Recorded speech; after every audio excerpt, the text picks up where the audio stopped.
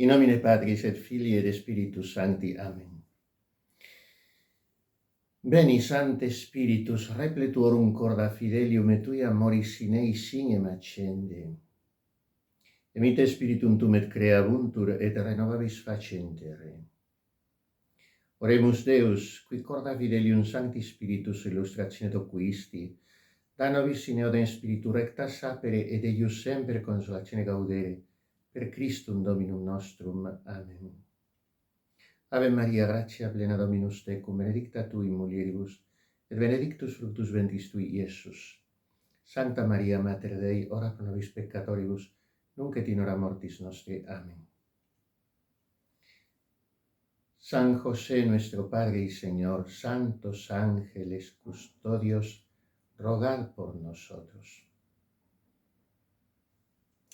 Bien, se me pide esta serie de 3 retiros en principio de fin de año, es un formato clásico el retiro de fin de año, pero retiro, claro, inscrito en el ámbito esplendoroso, precioso, incomparable, lleno de ternura, de profundidad teológica, céntrico, en la economía de nuestra salvación, el misterio de la Navidad. Ustedes, religiosas que amable y no sé si inconscientemente me han pedido estos retiros, que yo vehiculo a través de este conducto porque primero es el único que me sirve y que me resulta hacedero según mis posibilidades de tiempo, y después porque se puede también ofrecer a otras muchas personas, religiosas o no, porque me hace gracia y me encanta que me escriben mucho diciendo usted fundamentalmente predica a religiosas, a veces a sacerdotes, pero me sirve muchísimo a mí, que soy un joven, que estoy discerniendo mi vocación, o que soy una madre de familia, o que soy un anciano, una anciana que está solo, enfermo, en fin. Bueno, pues este retiro quiera el Señor hacer que llegue a muchos y fructifique en más todavía, porque esos a los que llega lo transmitan a otros. Y digo que estamos en el marco de la Navidad, y ustedes, religiosas que me lo piden, llevan en su nombre a la Madre de Dios, a la Theotokos, Mater Dei. Y este es un título no mariano, sino eminentemente cristológico. Por eso la herejía nestoriana que niega la virginidad, la maternidad divina, pues una herejía fundamentalmente cristológica, y por eso el dogma mariano principal del que surgen todas las otras prerrogativas, privilegios de la Virgen Santísima es su divina maternidad, para lo cual fue inmaculada, por lo cual fue virgen y después de lo cual fue asunta al cielo, y porque es Madre de Dios por su fiat, es también medianera de todas las gracias y es corredentora. Bien, dicho todo esto, les añado que yo ofrezco con sumo gusto este servicio a distancia. Hoy se pueden hacer las cosas así, casi entrando en las clausuras, en las intimidades domésticas, a través de estos medios. Yo lo hago con sumo gusto y lo he rezado mucho, como se dice ahora.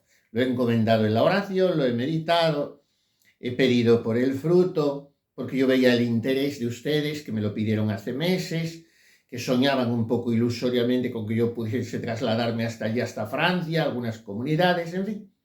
Pues llegamos a esta entente cordiale, a esta no solución de compromiso, sino a este resultado creo que es satisfactorio para todas las partes, y quiero pensar que también para Dios nuestro Señor, que es al único que nos interesa en último término satisfacer. Y como me lo habían pedido con ese interés, pues yo lo he tenido muy presente y he tratado de prepararlo con cariño. Pero claro, era un cariño tan desmedido que al final he comprendido que lo mejor era enemigo de lo bueno. Porque la primera idea que concebí es hacerlas partícipes del banquete que yo me doy todos los años en Nochebuena. El día de Nochebuena, el día de Navidad, es un día litúrgicamente intensísimo, ferviente, lleno de expresividad, de hondura teológica, de belleza, de ternura. a mí me gusta muchísimo vivir el día de Nochebuena así, empezando con la hora de prima, cantando si se puede asistir a algún sitio oyendo cantar y si no, pues rezándolo uno en sus posibilidades, el martirologio con la calenda, esa pieza litúrgica maravillosa, conmovedora, que exige la postración corporal, espiritual y existencial a las palabras verbum caro factum est, y, y después el día 24, pues un poco en retiro, con los santos peregrinos, esos romeritos, María y José, que van pidiendo posada. Es el día en que se terminan las jornaditas, esa costumbre tan entrañable, o las posadas. Y la misa de vigilia de Navidad, que es una misa muy expresiva también, penitencial, de morado, pero después por la tarde empieza ya a estallar la luz. Las primeras vísperas de Navidad y después las 3 misas. A mí me gusta muchísimo celebrar ese día, las 3 misas.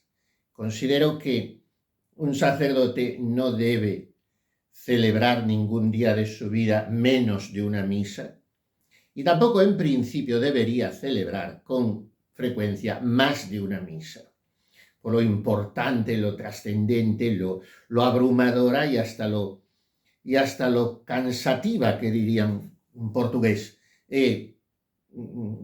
anímicamente, psicológica, hasta físicamente. La misa diaria, no para el pueblo, también sí está, pero para la Santísima Trinidad.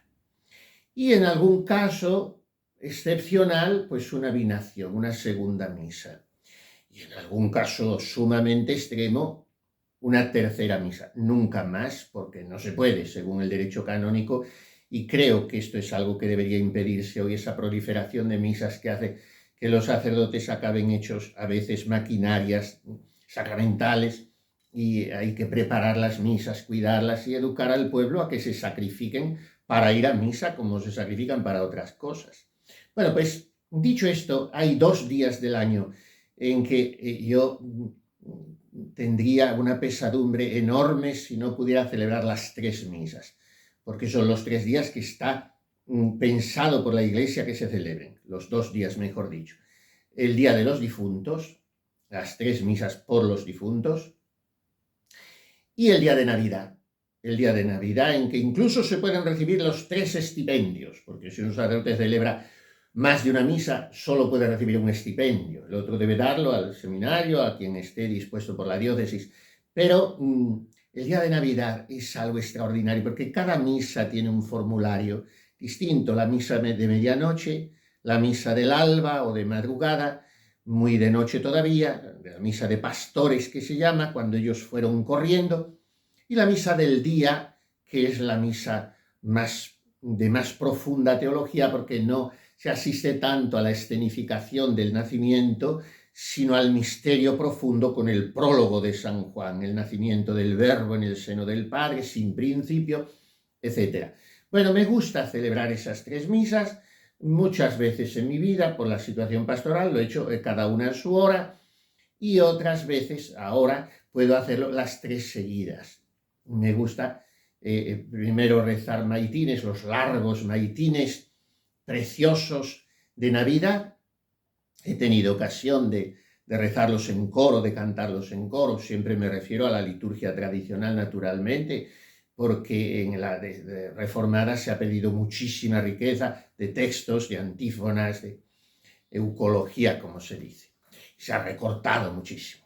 Bueno, pues los maitines de Navidad cantados, con sus 3 nocturnos, sus 9 lecciones, 9 salmos, su himno, su te deum, pues es 2 horas y media más o menos, y rezados pues 1 hora o 3/4.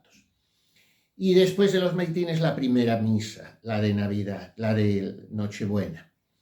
Después laudes y enseguida la segunda misa, la de pastores. Y después prima y la tercera misa, la del día, y después tercia. De manera que se está 5 o 6 horas rezando y ofreciendo el santo sacrificio, viendo a Jesús nacer entre las manos. Bueno, pues esto es un banquete para mí, un banquete suculento. Y pensaba hacer el retiro desgranando todo esto, desgranando los maitines de Navidad, que son una verdadera delicia, una belleza literaria, poética, musical, si es en gregoriano, pero sobre todo, como digo, un festín, un chapuzón teológico.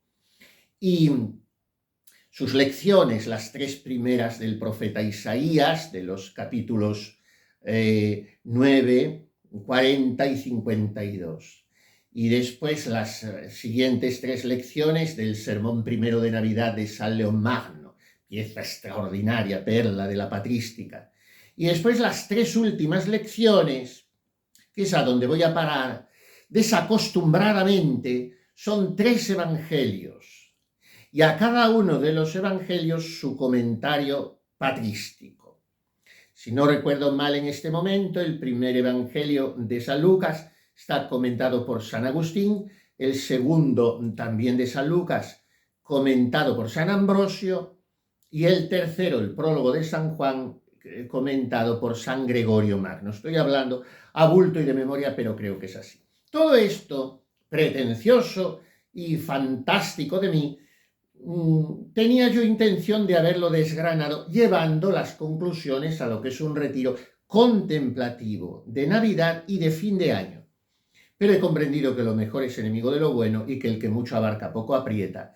Y entonces me voy a ceñir cada día de estos 3 retiros, o sea, en cada uno de los retiros, a uno de los evangelios de Navidad, porque esos evangelios a los que aludo de Maitines, las 3 últimas de las 9 lecciones de Maitines, en realidad son los evangelios de cada una de las misas de Navidad, de la misa de medianoche, de la misa de pastores o de aurora y de la misa del día. Vamos a adentrarnos en estos evangelios y creo que para ustedes, religiosas de vida apostólica, de vida activa, se dice, pero con un fuerte fundamento de oración contemplativa, puede tener esto aplicaciones prácticas muy provechosas y también a modo un poco de balance de fin de año, de acción de gracias, de petición de perdón, de examen, etc. Primero, nos dedicamos hoy a este evangelio, Lucas 2, 1 al 14.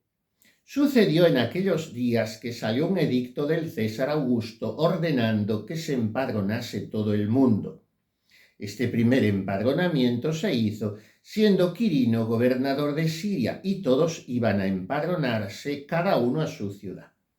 También José, por ser de la casa y familia de David, desde Galilea subió de la ciudad de Nazaret a Judea, a la ciudad de David que se llama Belén, con María su esposa, que estaba encinta. Y sucedió que mientras estaban allí, le llegó a ella el tiempo del parto y dio a luz a su hijo primogénito. Lo envolvió en pañales y lo recostó en un pesebre, porque no había lugar para ellos en la posada. En aquella región había unos pastores que pasaban la noche al aire libre, etc. Bien, vamos a tratar de desgranar cada palabra. Y pensemos en primer lugar cómo introducimos al leerlo en la liturgia cada evangelio. In illo tempore, en aquel tiempo, sucedió en aquellos días, empieza el evangelista más historiador, más exhaustivo en este nivel de cronista, el evangelista pintor, el evangelista médico, el evangelista del Espíritu Santo, el evangelista de la oración de Jesús, el evangelista de las mujeres, el evangelista de la Virgen Santísima, el evangelista de la misericordia, Lucas, a quien Dante Alighieri en su Divina Comedia llama scriba mansuetudinis Christi, el escribano de la mansedumbre de Cristo.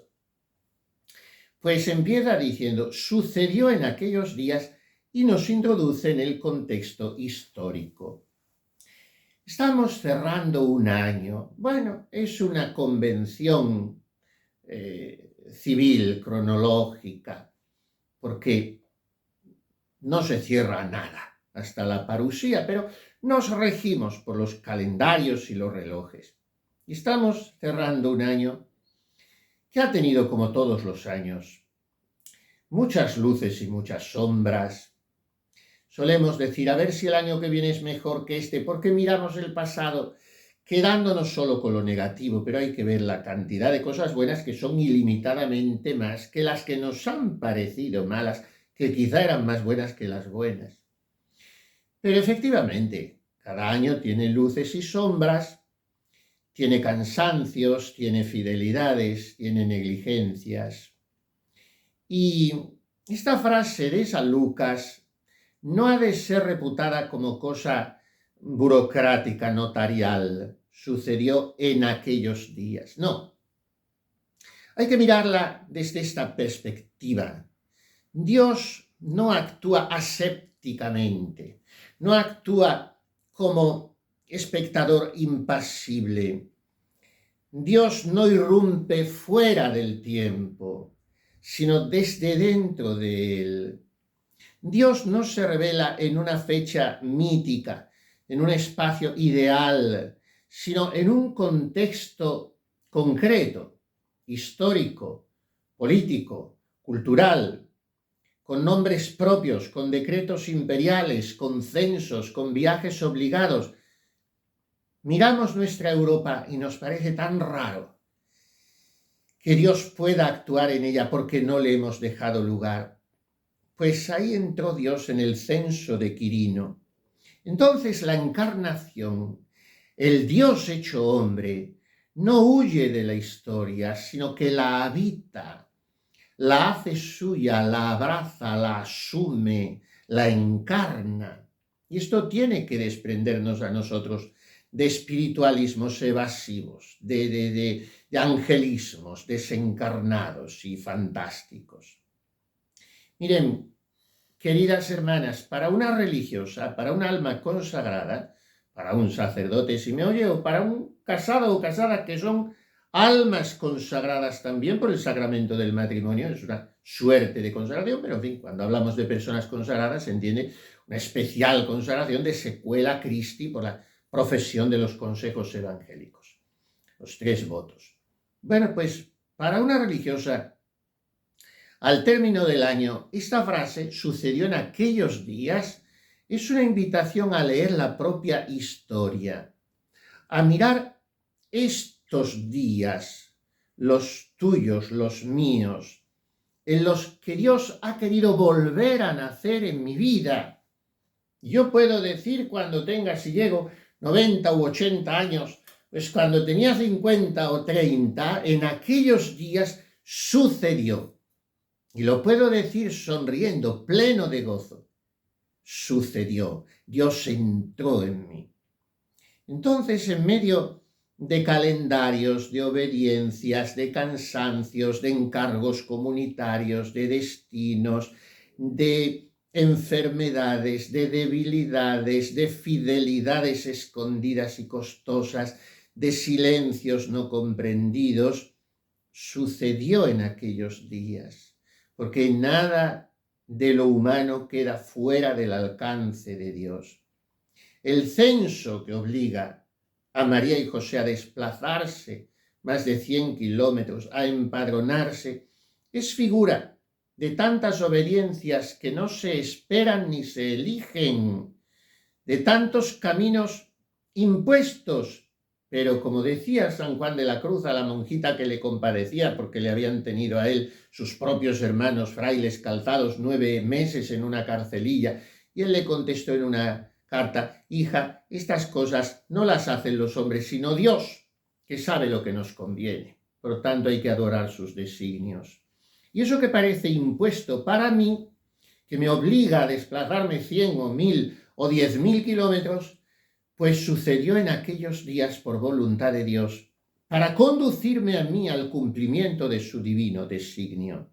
Entonces aquí se purifica una tentación muy sutil de la vida consagrada, que es la de pensar que Dios actúa solo en lo extraordinario. Y Lucas nos dice lo contrario, que Dios actúa precisamente en lo ordinario, incluso atención a esto, a veces Dios actúa más en lo que parece más ajeno a lo sagrado. El edicto de César es expresión del poder del mundo, de la bravata de un magnate que quiere hacer cómputo universal y se convierte sin saberlo en instrumento del plan eterno. Entonces también en este año lo que ha pasado, lo que ha acontecido, lo que no he comprendido, lo que no he elegido, puede haber sido más que aquello que yo retenía como voluntad de Dios, puede haber sido eso otro, más lo que me ha conducido a Belén, no al Tabor, a Belén. Porque el camino a Belén no es fácil, no es fácil. Significa una subida. La geografía, digamos así, se vuelve teología. ¿Qué significa subir? Empinarse un poco desde Jerusalén a Belén, era la última etapa del camino, la penúltima, Jerusalén. Pues subir en cansancio, subir en pobreza, subir en silencio. María va encinta, va agotada, no reclama privilegios ni comodidades. José la acompaña sin comprender del todo, con una fidelidad caballerosa, varonil, discreta, contenida, modesta, elegante, puntual, prudente. Y ambos saben que, o al menos lo barruntan, que Belén no es un accidente, sino que es el lugar profetizado. Es el lugar humilde, pero el lugar donde Dios quiere nacer. ¿Cómo se ha de practicar en la vida religiosa este subir a Belén? Esta subida cansina, fatigosa, jadeante a veces, a la fidelidad cotidiana, al silencio aceptado, a la pobreza real, dolorosa, no romántica. Pobreza de medios, de salud, de reconocimiento, a veces hasta de inteligencia, aceptación del propio límite. Belén no es un ideal espiritual, es una realidad concreta, un pueblo pequeño, una noche fría, un establo incómodo, un parto absolutamente anómalo. Pero aquí se ilumina una verdad decisiva, y es que la fecundidad no depende de las condiciones externas, sino de la obediencia confiada. María no da a luz en el lugar que hubiera esperado humanamente, sino que da a luz donde Dios quiere. Y ahí precisamente nace el Salvador. Entonces, al acabar el año, esta escena me invita a mí, consagrado, sacerdote, religiosa, seglar, me invita a agradecer los Belén donde Dios ha querido nacer en mi vida. Situaciones humildes, tareas escondidas, marginaciones, expulsiones, incomprensiones, a veces hasta calumnias, sonrisas irónicas a mi paso, servicios no vistos ni agradecidos, noches de fe sin consuelo, ausencia de aplausos, de posada, de calor humano. Pero ahí, no en donde yo pensaba, sino ahí, Dios quería nacer en mí. Porque no había lugar en la posada. El Hijo de Dios entra en el mundo rechazado.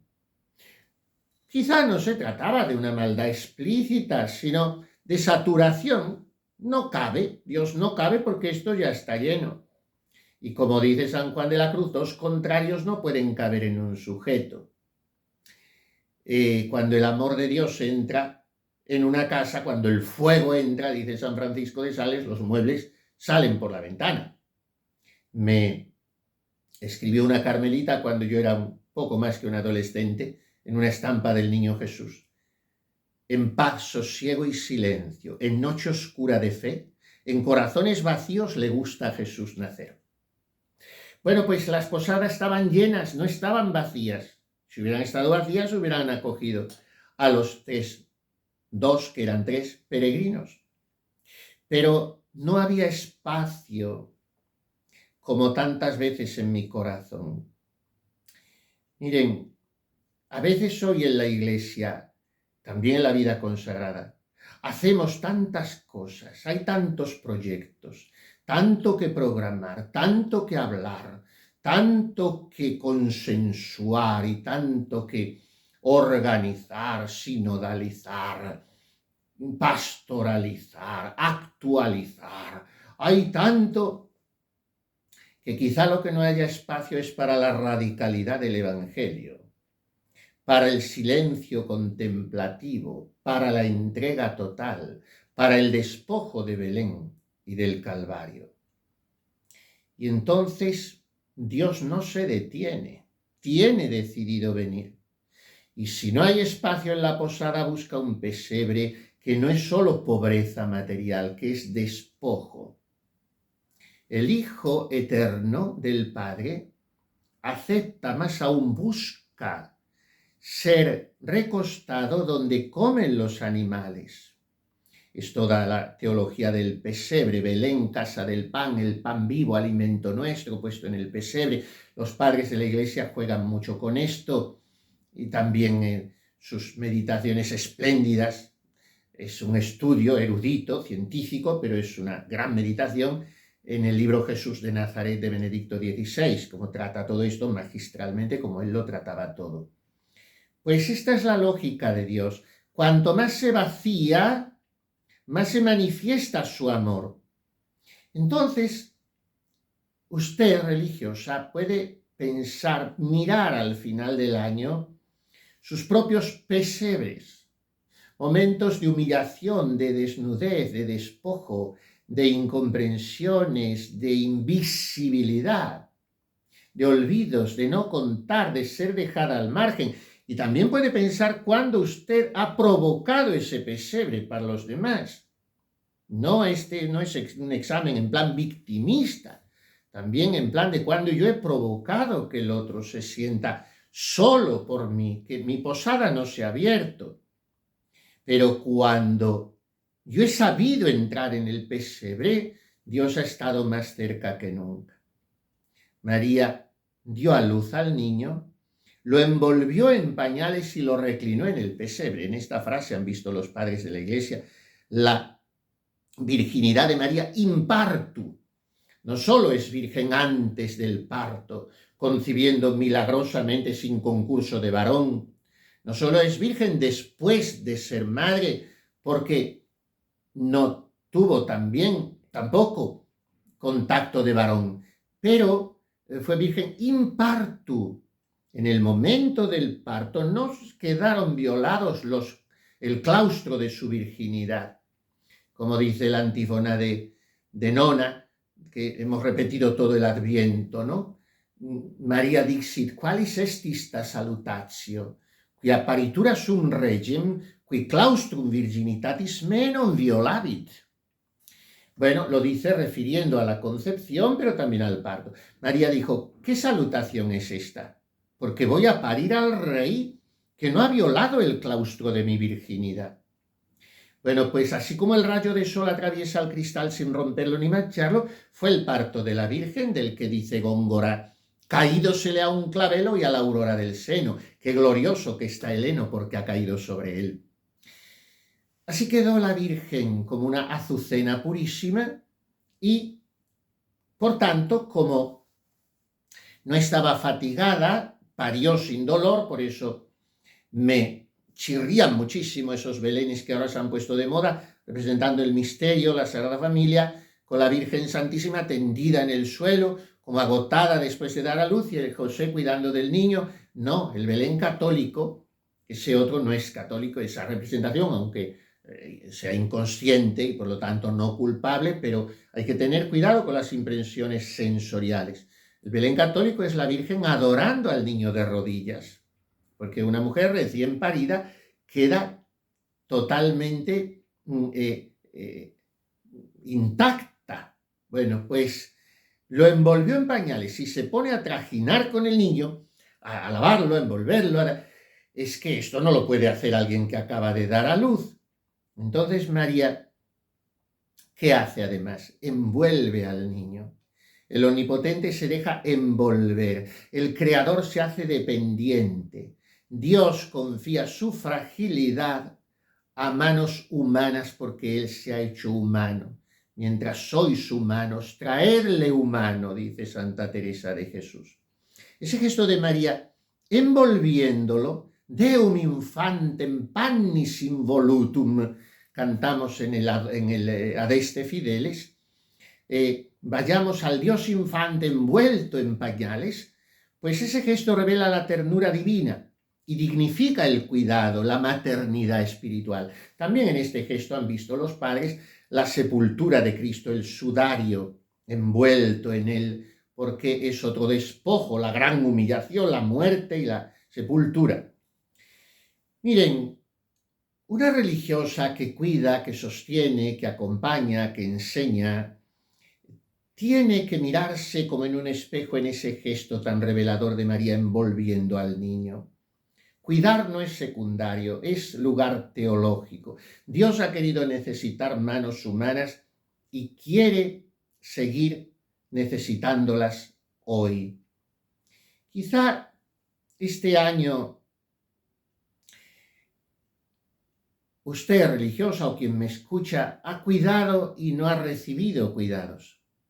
Quizá ha dado y no se ha sentido sostenida. Quizá ha envuelto con ternura a otros y ella misma se sentía frágil. Pero el niño Dios que conoce esa lógica nos dice que Él lo ha probado y hay que imitarle en eso también porque Él ha santificado el envolvernos sin que nosotros le envolvamos como María. Vamos a terminar fijándonos en los pastores. Mientras el mundo duerme, ellos velan, no son poderosos ni sabios, son pobres, marginales, considerados impuros. Y sin embargo, Dios los elige como los últimos, los pequeños, para revelarles lo grande. Miren, la vida consagrada participa de esta lógica, velar mientras los otros duermen, como los pastores. Interceder en la noche del mundo, permanecer fiel incluso cuando no hay aplausos. Los pastores representan a tantas almas escondidas que sin saberlo están más cerca del misterio que muchos sabios. Y el ángel les dice, no temáis, porque el miedo es lo primero que Dios quiere disipar, miedo al futuro, a la fragilidad, al paso del tiempo, a la esterilidad aparente.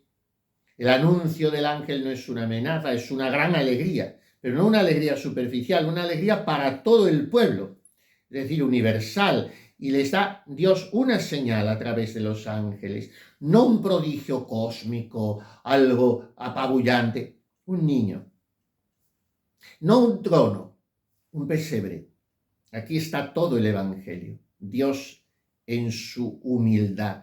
No le busquemos en lo espectacular, en el relumbrón, en la trompetería, en el aplauso, en el escaparate. Él se ofrece en lo pequeño, en la debilidad. Entonces, al cerrar el año, la religiosa puede preguntarse, ¿reconozco a Dios en los signos que Él elige o en los que yo predetermino? Terminemos este año cantando como nos han enseñado los ángeles. Gloria a Dios en el cielo y paz en la tierra a los hombres de buena voluntad. O sea, aquellos sobre los que reposa la buena voluntad, el amor de Dios, que les quiere bien. La gloria de Dios fundamenta la paz del hombre, porque la gloria de Dios es el hombre viviente, dice San León Magno. Una comunidad religiosa tiene que acabar cada actividad, cada día, cada año, alabando, pero restallantemente, con una alegría desbordante. No solo pidiendo, no solo examinando, no solo agradeciendo, sino glorificando, porque la alabanza es un acto de fe. Entonces, al terminar este año, el Evangelio de la Navidad nos hace mirar al futuro, porque Belén no es un recuerdo bonito, es un comienzo permanente. Cada año, cada día, Dios quiere nacer de nuevo en mi vida consagrada, en mi consagración a Él. quiere nacer de nuevo si yo renuevo mi entrega a Él en pobreza, en silencio fecundo, en obediencia delicada, en castidad enamorada. Dios quiere nacer en mí. Por tanto, este retiro debe ayudarme a volver a Belén. Hace unos minutos, un sacerdote, ya algo mayor, pero no mucho, me preguntaba, oye, ¿por qué hay tantos sacerdotes que en su perfil de WhatsApp ponen una foto de cuando eran niños? Digo, pues yo creo que es muy sencillo, me he fijado yo en ese detalle también, le dije, porque en el fondo todos tenemos necesidad de recuperar al niño que llevamos dentro, de repescar esa inocencia, de rescatar ese candor. Sobre todo cuando es un seminarista o un sacerdote joven que después de aquella infancia inocente, buena, quizá incluso muy piadosa, se dedicó un poco, se dejó llevar por las crápulas y superficialidades del mundo actual y luego reencontró a Jesucristo, quiere volver a retomar el niño. Bueno, pues eso es Belén para nosotros, recuperar a nuestro niño, al niño que he sido yo, recuperando al niño con mayúsculas, a mi niño, a mi rey del alma, a mi Jesús, volviendo al amor primero, a la sencillez primera, a la alegría del llamamiento primero, a la primera confianza desnuda, abandonada, feliz, a la primera adoración silenciosa. Aprendamos de María a guardar todo esto en nuestro corazón. Aprendamos de José a custodiar fielmente el misterio. Aprendamos de los pastores a asombrarnos y volver a nuestra vida cotidiana transformados. Y que al comenzar este nuevo año podamos escuchar de nuevo, no como un eco lejano, sino como una palabra viva, el anuncio que sostiene toda mi esperanza, toda mi vida consagrada. Puer natus es nobis, et filius datus es nobis. Un niño nos ha nacido, un hijo se nos ha dado para mí. Se me ha dado Jesús. Hoy nos ha nacido un Salvador. Aquí, para mí, hoy, para siempre. Benedicat vos omnipotens Deus, Pater et Filius et Spiritus Sanctus. Amén.